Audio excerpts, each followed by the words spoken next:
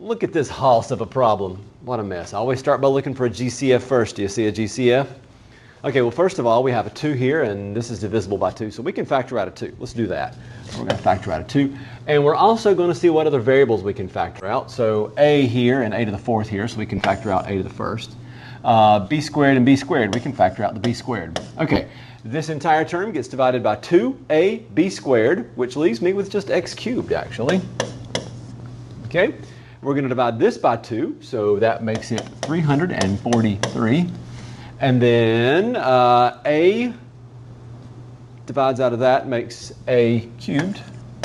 And then b squared divides out of b squared and leaves me with an understood 1 that I'm not going to write. Okay, ready to factor?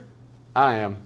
So never forget, as you're moving through this process, never abandon what you've already done. So 2ab squared just hangs around. I know we're about to focus on this, but this was part of the process. We're done with that part of the process, but that was part of the process.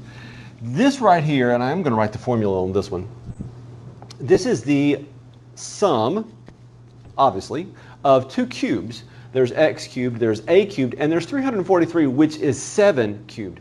So here's the formula again. So a cubed plus b cubed, and we are adding. So we're going to use the addition formula. And we're going to have, whoops, not plus. We're going to have a squared, ab, and b squared, and let's put some signs in there. Same sign here, opposite here, always positive there. And now I'm going to take this idea, bring it over here, and just start working on it until we can force it into submission where the answer actually goes. So let's keep the same color.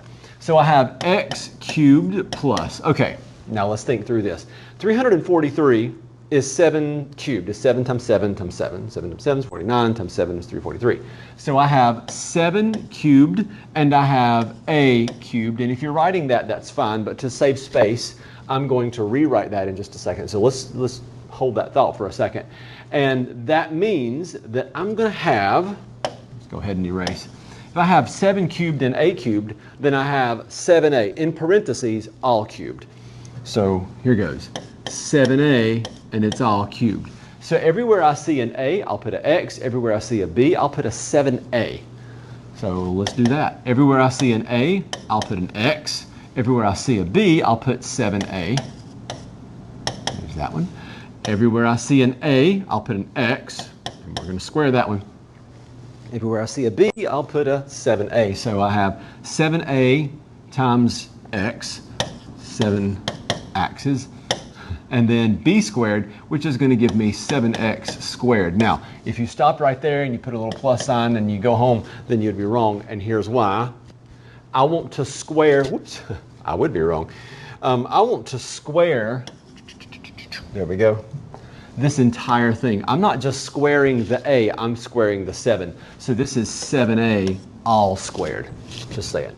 So we're going to have to work on this just a little bit more. So this is x plus 7a, x squared minus 7ax, and then 7a all squared. That'd be 49, and then a. And so this is as simple as I can get that. We're going to bring it, put it right over here, and that will be our final answer on this one.